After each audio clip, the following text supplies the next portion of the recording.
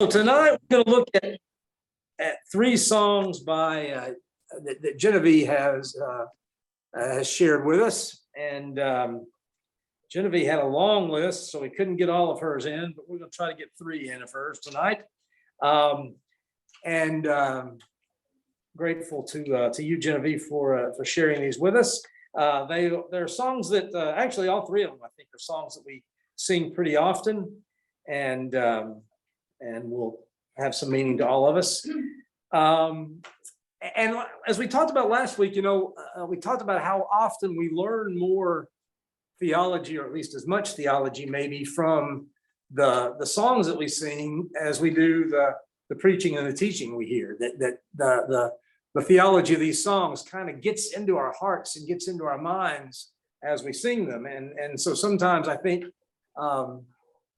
and you just think about if you are reading a Bible verse and suddenly a song comes to mind, how often that can happen, and how often that can just reinforce what you're reading in Scripture. I think we learn quite a lot from these songs, even if we don't always recognize it. And the three that we're looking at tonight, certainly there's a lot of strong theology, and we're going to look at Amazing Grace first. Most people probably, or several people, a lot of you maybe, are aware of the author of Amazing Grace, who is John Newton. What was John Newton? John Newton was several things before he was a pastor and songwriter, poet. What was he famous for having been at one point in time? Anybody remember? Isn't he a captain of a slave ship? He was in the slave trade. Absolutely, he was. I think he kind of came about it in sort of a backward way. He was in the Navy and apparently had a problem with authority in his younger days, and got sort of kicked out of the Navy and wound up on a slave ship somewhere. And at times he was actually a slave himself. At other times he was running slaves on the ship. And kind of had a classic conversion moment at sea, tied to the wheel of a ship, trying to get through a storm. And but it was sort of a slow conversion. It didn't happen all at once for him. One of the things that I read interesting about him is the captain of one of the ships he was on said he was the most profane man he'd ever met. If the captain of a slave ship says you're the most profane man he's ever met, you've got some achievement. You've achieved something. And so anyway, so that was Newton, and he over the years did convert to Christ, and wrote Amazing Grace in a time in his life when in the town of Olney, when he was serving in the town of Olney. He was at a church where William Cowper, who's another hymn writer, was also present. They put together a hymn book called Olney Hymns, and the title of Amazing Grace originally was 1 Chronicles 17, 16 through 17, Faith's Review and Expectation. So we're going to look at 1 Corinthians 17, 16, and 17 real quickly. You can turn there if you want to. 1 Chronicles 17.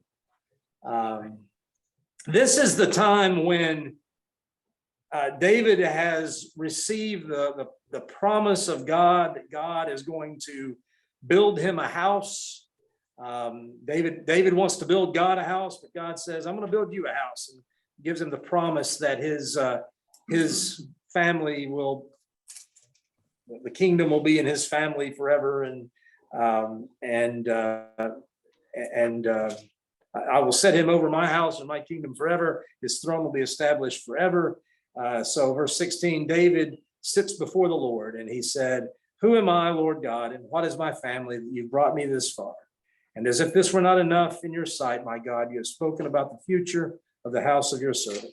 You, Lord God, have looked on me as though I were the most exalted of men." And from that, Newton wrote this song that we know as Amazing Grace. wasn't popular in England originally. It was not very popular, not one of Newton's more famous songs when he wrote it, but it became very popular in the United States because in the early 19th century, there was a revival period in the U.S. called the Second Great Awakening, and Amazing Grace became well used during that time. Also became popularized by shape note singing communities. Look at our songs; they have shape notes in them. That's a tool for allowing those who don't read music to sing the songs, and those communities really made Amazing Grace very popular. So why don't we go ahead and listen to the song, sing the song a while, sing along with the song, and actually you might recognize the audio from this video.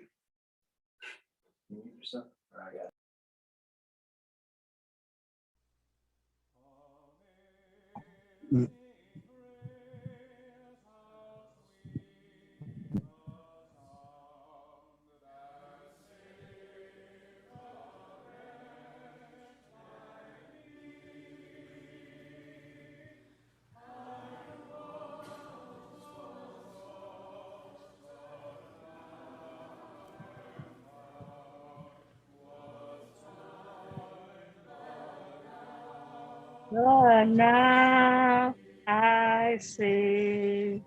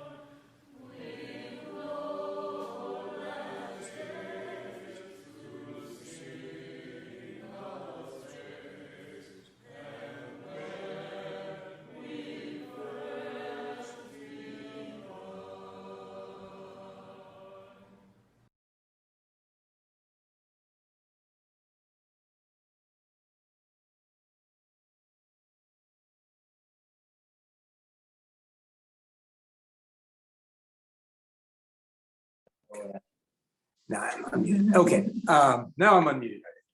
So, yeah, so the last verse we sang there actually was not the one that Newton originally wrote. He wrote one, and I've heard this one occasionally too, but not as often. The one he wrote is, "The earth shall soon dissolve like snow, the sun forbear to shine, but God who called me here below will be forever mine." And then later on, the song, the verse that we usually use as the final verse was added. Interestingly, the first time it's recorded, I didn't know this until I started looking into it a little bit. The first time that verse is recorded as a part of Amazing Grace is in the book Uncle Tom's Cabin. And apparently that verse was part of another song, a spiritual called Jerusalem, My Happy Home, that got attached somehow to Amazing Grace. So it just sort of illustrates how hymns sort of change and evolve. The original tune with which that it was sung with when Newton wrote it has given way to this other tune by a man named William Walker, and then even modified further by EOXL.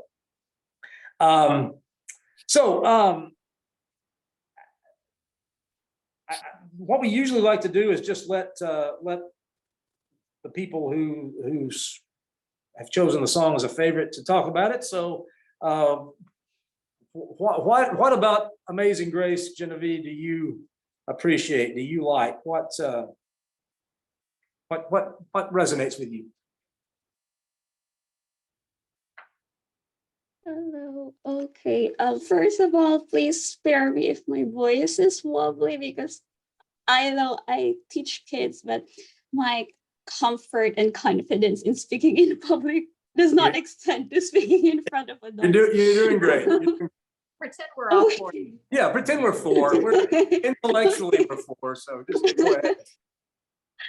All right. But anyway, I really loved when the history was, we had a quick discussion about its history a while back, because I'm a history buff. So that's one reason why I love the song. It's because of the history attached to it, and because of the complex yet beautiful journey of the writer.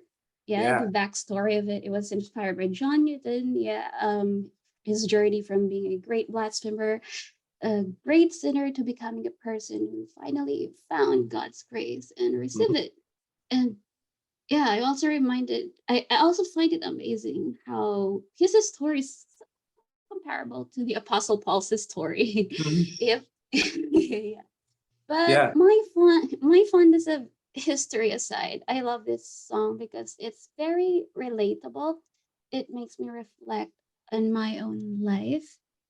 And every time I listen to it, or every time I sing it at church, I can't help but to ponder upon how amazing God's grace is, asking myself the question, who am I that God is willing to bestow this gift I don't deserve, gift I cannot never repay with good works, and gift that cost the life of God's only Son. So really, it gives me teary eyes every time we sing this song. I'm that emotional when it comes to hymns that we sing at church.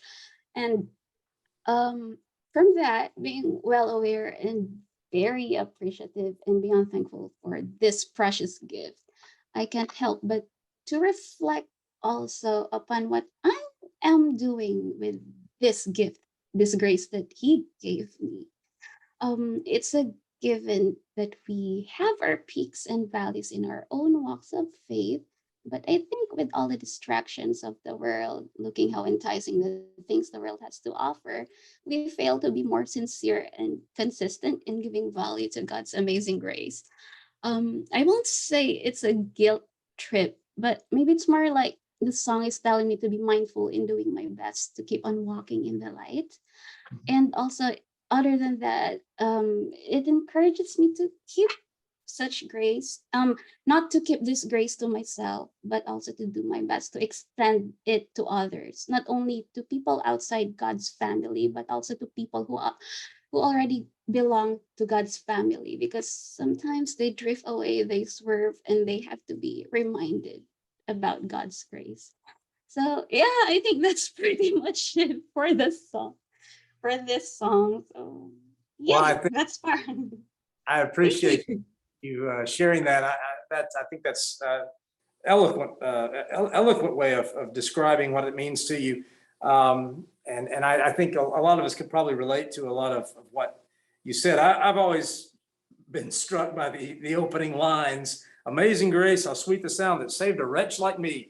It's interesting too how in some more modern, more contemporary versions of the song, especially, I mean, everybody has done a version of this song, it seems like. I mean, President Obama sang it somewhere. I can't even remember where now, but everybody has done some version of this song at some point or the other.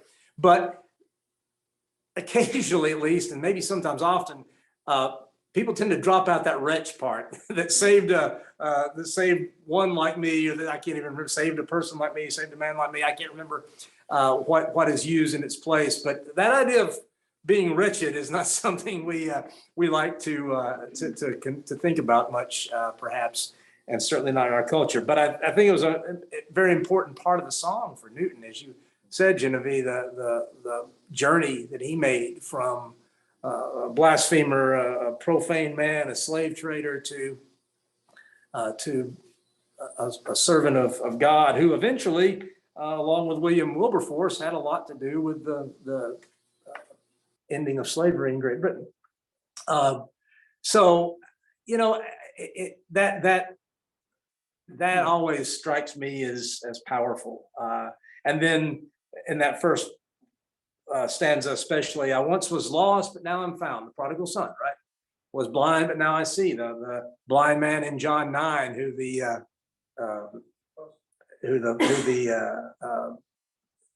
synagogue rulers said, you know, we know this man's a sinner, right?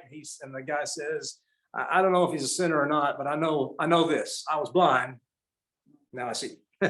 and just the power of that is pretty impressive. And I like that. I like the second line, the second verse, "'Twas grace that taught my heart to fear, and grace my fears relieved."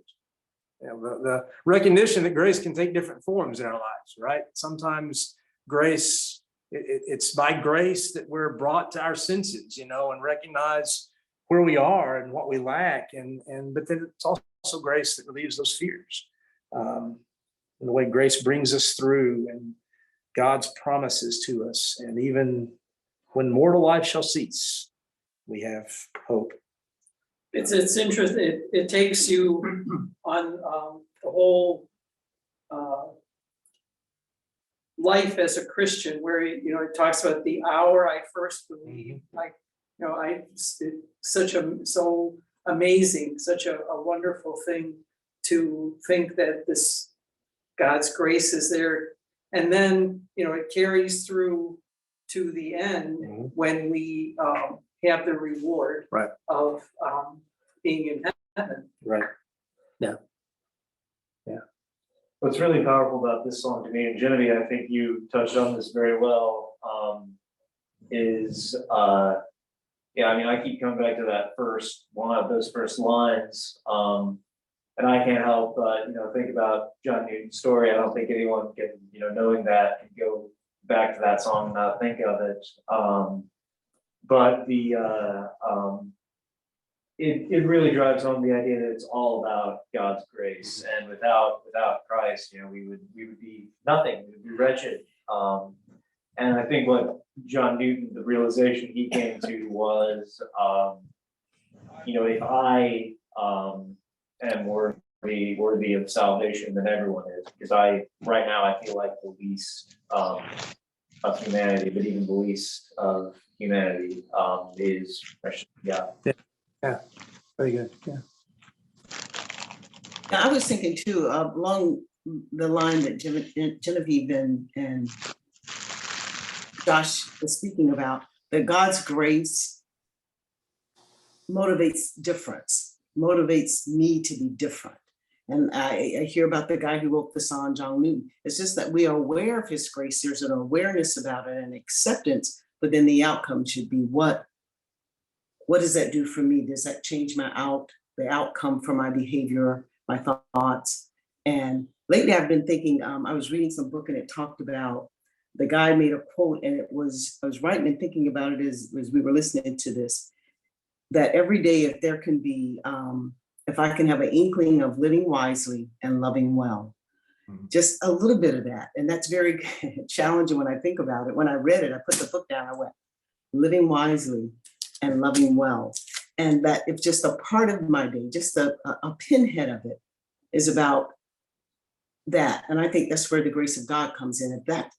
If I could be motivated to live wisely and love well, man, and it doesn't have to be perfect. I'm not perfect, but if that notion is there, that difference is made because of his grace. And that's what I think about when I hear this song and where the writer came from and how he thought about it, that his grace, the grace motivated him to be a different man. A slave owner to caring about all people, that certainly is powerful.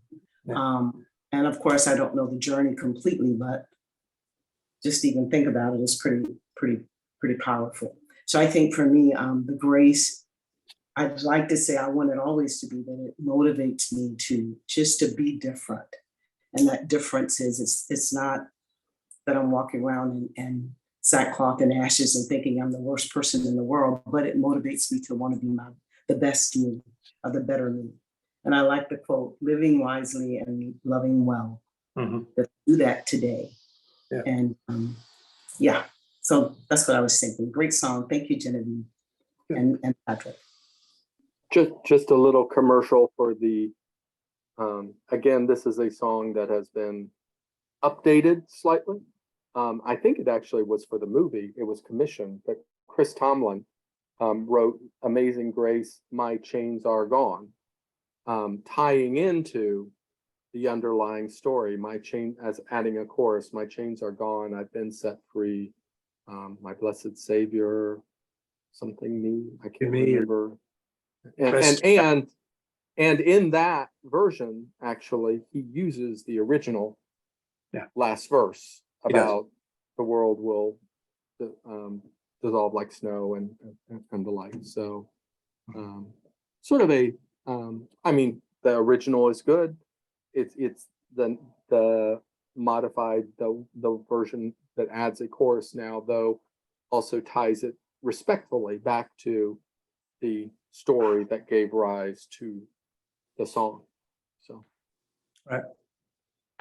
Again, how these hymns can often evolve and change and be reset in different, with different tunes. And that's, you think, well, the tune of Amazing Grace is always this, but all these tunes can change and have changed, and the songs evolved and the verses are added and lost, and it's always a work in progress, right? It's always something that God's people continue to do, to give expression and give voice to our faith and the things that we believe. well, in this instance, as you sort of mentioned, only wrote it in England, but its popularity there, it was picked up, but it wasn't what it is now. It was only when it crossed over and William Walker set it to New Britain. That's an American tune based on probably a couple English folk songs and the like, but nonetheless, it's an American setting that made the hymn into what it now is known for. And as you said, it's actually was a shape note setting as well. And only actually, the hymn was actually written, the only hymns were actually written with the idea of a congregation that isn't very musical and needs things that are easy to sing. Right. Interesting. I ran across, he's a Anglican priest now, but he's been several things, all with a little shade of corruption to them. But he was a journalist and a parliament member, and eventually did some time in prison, and then came out a Christian and an Anglican priest. But he said about this song, his name is Jonathan Aitken. he said that Newton is an unashamedly middle-brow lyricist writing for a low-brow congregation. And a couple of things came to mind. Yes, but since when is that a bad thing? Since when is that? And I don't know that he can necessarily mean it as an insult. But it also makes me think maybe we need some humility in the way we think of songs sometimes. I know I've dismissed songs occasionally. Well, that's too repetitive, or that's too simple, or that's too blah, this. And maybe we should show a little humility sometimes in the way we look at songs, because even this one, some have dismissed, or at least thought badly of. Well, other thoughts on? Yeah, I never thought it was that many verses in there. It's a lot of verses. Yeah. We usually sing 3 or 4 of them. Maybe we sing more sometimes. I don't know, but on that recording we sang all of them. Yeah, that's right. Just depends on the song leader. Thank you, Cindy. Amazing Grace is one of those I would have a hard time choosing which verse to drop, but that's the thing. That's another reason it's endured the way that it has. It kind of works through this progression. Yeah. It tells a story. Yeah, it does. It tells that story of conversion and the journey to it, and then the hope that we have at the end of life. Well, let's change gears a little bit. The next verse, the next song that Genevieve wanted to share with us is one we use for communion very often. "Come Share the Lord," written in 1984 by Brian Jeffrey Leach. I think it's interesting, by the way, we often think of "Come Share the Lord" as a new song. It's 40 years old. Comparatively, it is. It's newer than Amazing Grace, but anyway, it's a newer song, I guess. Brian Leach was also British, born in England in 1931, came to the U.S. in 1955. Actually, he studied at North Park Seminary, where I also went to seminary, and where Matt was at North Park for undergrad. There's a chance that he walked past our building at some point. After he left North Park, he was a pastor in the Evangelical Covenant Church in Boston and New Jersey and in California, and he composed over 500 songs. I have a Covenant hymn book at home, and a lot of his songs are in that. They didn't necessarily get more widely disseminated, but are in that. He says this about "Come Share the Lord," which is his most well-known one by far. In the autumn of 1982, I made an inner resolve to write a communion anthem and promptly forgot about it. I can relate to that. He had an inner resolve and forgot about it. During Christmas with my family in England, I invented a melody at the piano, but my mind was barren of any lyric ideas. One hot summer day, while visiting a musician friend in Simi Valley, California, I played the setting and asked him to react to it. After repeating it, he thought a moment and said, "It's obvious, Holy Communion." I went home, and within an hour, the words were complete. So his musician friend heard it and said, "There's your communion song." And so just thought it sounded like a communion song, I guess. And he went home and in an hour wrote the words. He died actually just a few years ago. I believe he died in 2015, if I'm not mistaken. But this song is one that is one of my personal favorite communion songs. I don't think it gets much better than this one or "How Beautiful." I believe those two are. I believe Paul liked them best too, probably. So, anyway, let's go ahead and sing this one together. Josh will cue up the video, and we'll.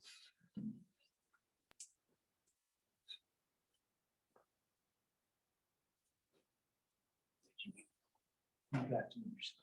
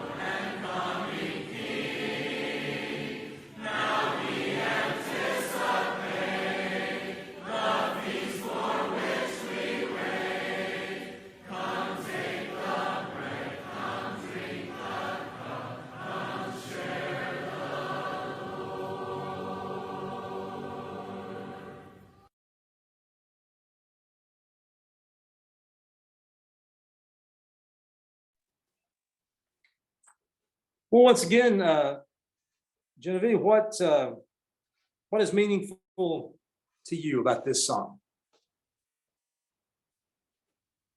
Oh no, my turn again. Your turn again. Okay. Well, this is also a pretty new song to me. I heard it the first time 2 years ago at Northwest when Josh led the song in one evening worship. So it was like it captivated me. So after that day, I like search it in the internet, like listen to it over and over again because I really love the message of it. Well, it shares a common theme with all other communion songs, but I love how it talks about the God's human family. Like we all share love in God's family. Like there's no stranger um in church, something like that. And I really love that thought, especially when I do Zoom Bible studies with my fellow youth in the Philippines. So like I really see the spirit of family when we do that. So anyway, but yeah, that's one thing. And also it I think speaks about how we look forward to the return of our Lord Jesus Christ. Because Mhm. I'm really one of my biggest dream actually is to like meet my creator. I don't want to die anytime soon, but like I really love the thought of someday we will meet the Lord, and that beautiful thought of meeting the Lord is one day I find it in this song. So I don't know. I think that's pretty much it. You can add anything if you want to. Thank you. Thank you. I think that's great. I agree. Like I said, I think it's one of my favorite communion songs. I love, again, some of the biblical imagery. His love is burning in our hearts like living flame. What's that from? Well, Pentecost, I didn't think about that. I was thinking about Luke 24, the disciples on the road to Emmaus. What was it? Weren't our hearts burning within us when Jesus appeared to them and talked about what had to happen because of what Scripture said. And they said our hearts were burning within us as he opened the Scriptures to us, as he walked with us and talked to us. And so I really like that idea, though the Pentecost thing is pretty neat too. I like the second verse. He joins us here. He breaks the bread. I think sometimes we forget that in communion, that Jesus is not just, Jesus is the host. Jesus is the one who offers us the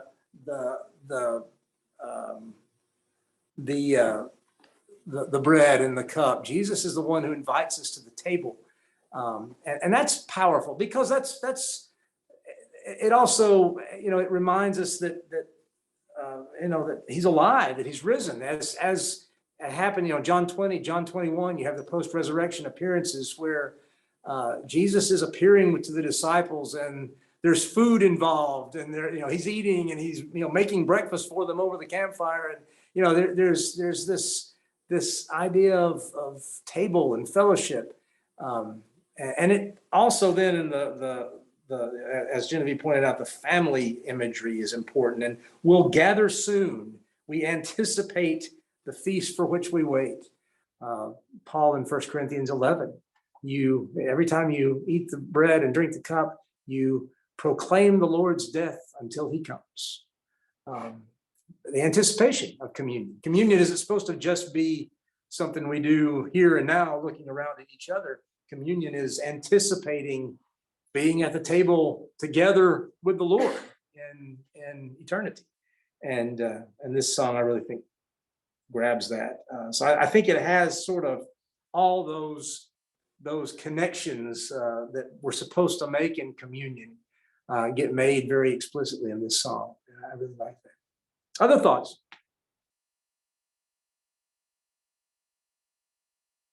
Well, I'm just glad you gave it another shot after hearing me lead it, but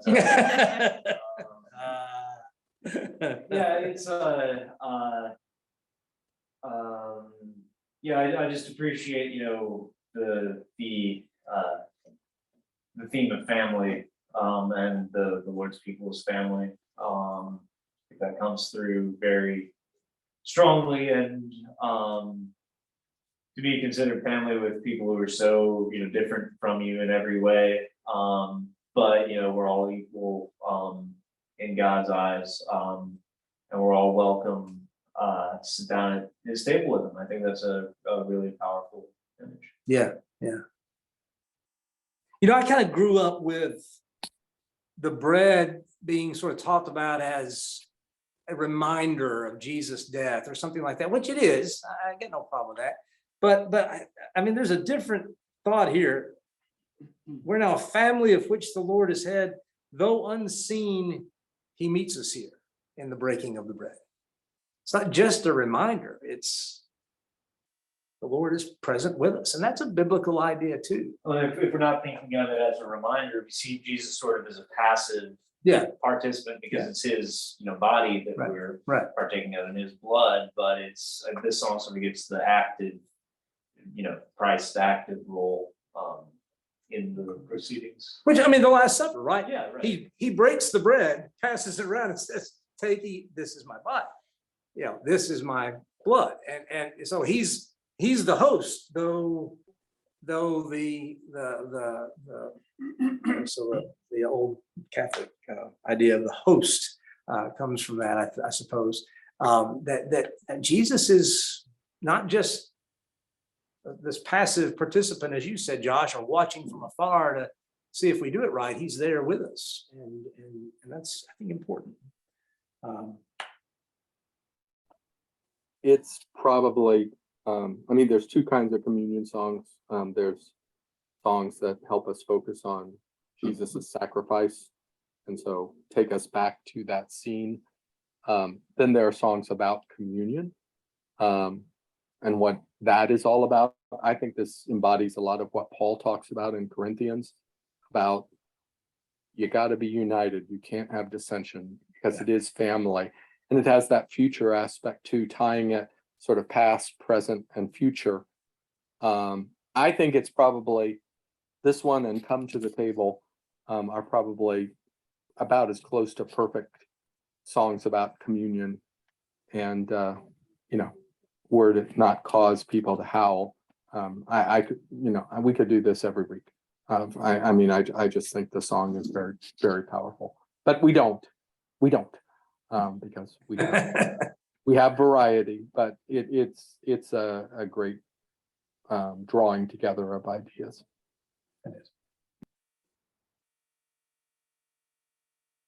Well, I want to try to get to years I spent in Vanity and Pride, which is the one that the third one that Genevieve wanted to share. I'm not going to say too much about it because we don't have a lot of time, but the writer William Newell, there's a Chicago connection here. I've been surprised at how much Chicago is in some of these songs. He was a instructor and a superintendent at Moody Bible Institute. Wrote the hymn supposedly in the back of an envelope on his way to teach a class. Gave it to the musical director, Daniel Towner, who put it to music. So let's just go ahead and sing this one. And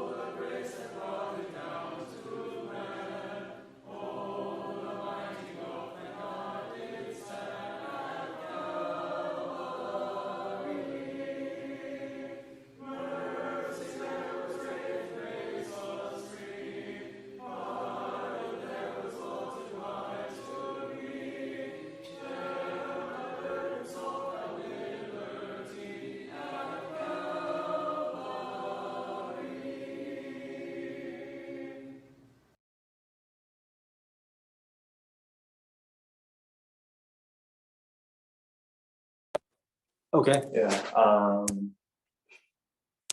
Yeah, so this is another song that I think is very effectively tells a story. Sort of journey from ignorance of Christ to acceptance and love and embrace. It's an image that comes up in a lot of songs. Actually, is the idea of being there at Calvary, at Calvary when it happened, when Jesus gave his life, and to sort of be transported to that moment. That's an image that a lot of songwriters keep coming back to. Were You There does that very well too.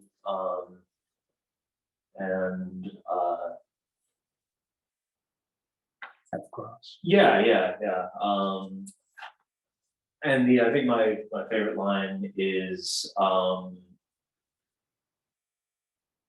about my soul can only sing I think that's, to have that love for Christ and that appreciation, that admiration flowing out of you to where, you can, that's all you can, what you're dwelling on and, what you're devoting your life to. That's really powerful. It really keeps the focus where it should be. Yeah, yeah. Yeah. Christ's I mean, sacrifice. lyrically, like Yes. at Calvary, it keeps going back, it keeps going back. Every verse ends with that sort of locator. It sort of pins you right to where you need to be. Look, some of the lyrics are interesting to me. Pardon there was multiplied to me. That's a nice thought. I think Just stepped on that. emphasizes how many Yeah. sins we have Right, and right. how much forgiveness we Right. needed. Right. This song is very special to me. They sang it at the church, F&K. I was in Columbus, Ohio, a number of years ago.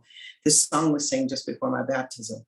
And Oh, so especially like now I've given to Jesus everything and that line in there, but the whole song, and like Josh said, it's from ignorance to an awareness and an acceptance. It's not a song I would naturally choose, but I think it's attached to me and I resonate with it because it was the day that I was baptized. mhm. Yeah, it makes it special. Yeah. Yeah, very special. I'll just toss in that Calvary is not a word you're going to find in a modern translation. That's a Latin translation of Golgotha, place of the skull. So, that's how we got that particular word. So, Right. Yeah, that's true. That's true. If you read you read Jesus being crucified, you read the accounts of the crucifixion now, and modern English translations will all have Calvary, or I have Golgotha instead of Calvary, which is, as you said, Hebrew versus or Aramaic versus Latin. even in the King James, it only, I think, appeared once, but Yeah, yeah.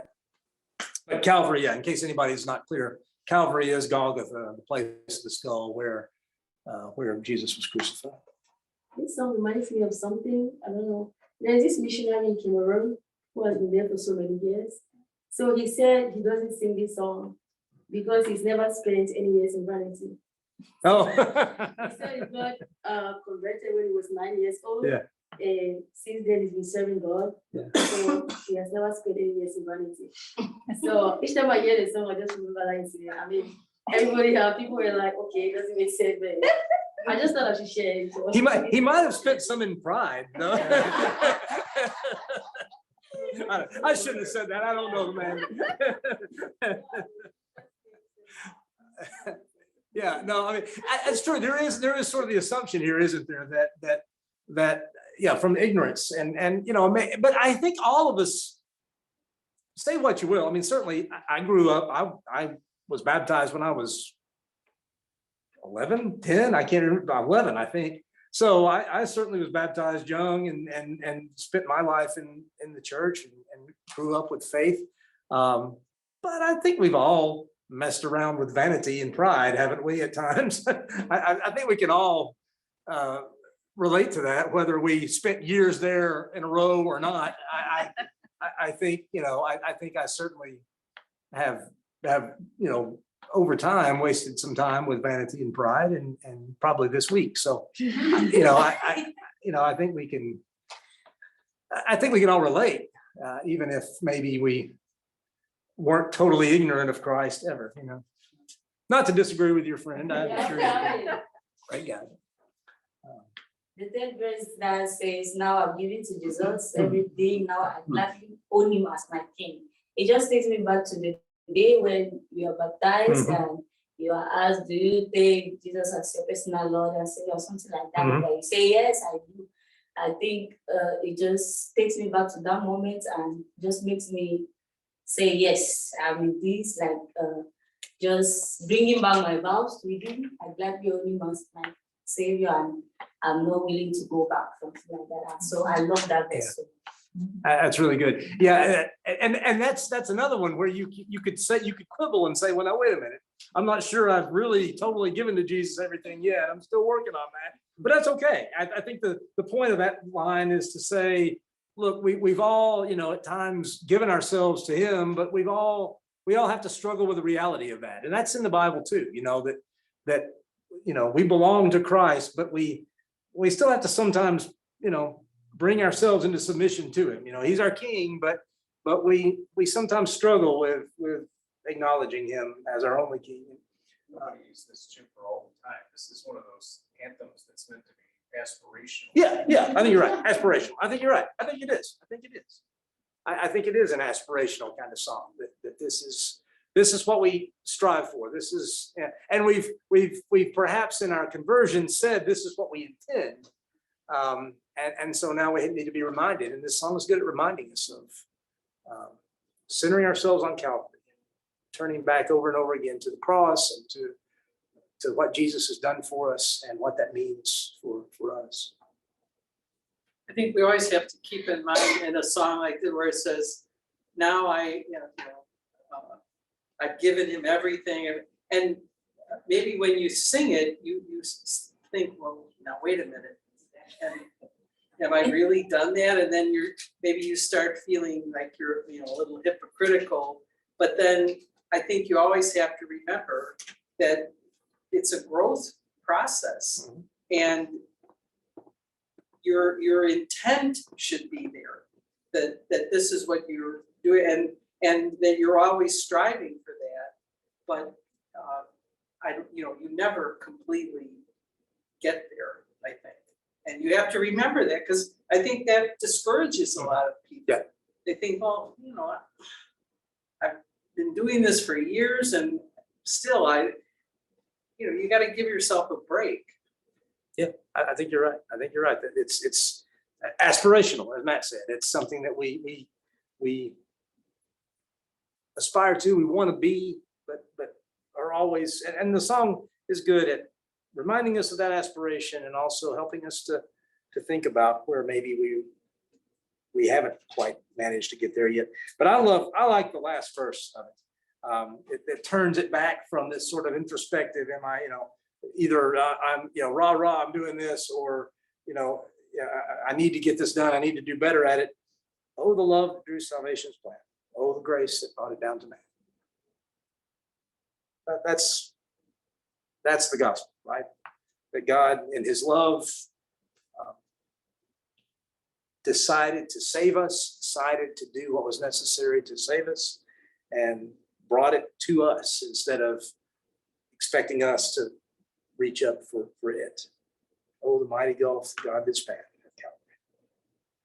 The mighty gulf, we've got to come full circle to amazing grace. Yeah, right. Other thoughts?